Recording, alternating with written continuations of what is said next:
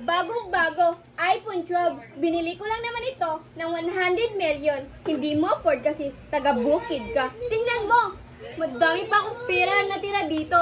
Duh! Tingnan mo yung cellphone ko.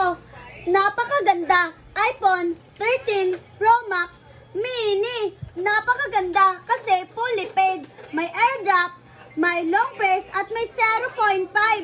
Oh, tingnan mo, napakaganda. Tignan mo yung iPhone ko. iPhone 14 Pro Max.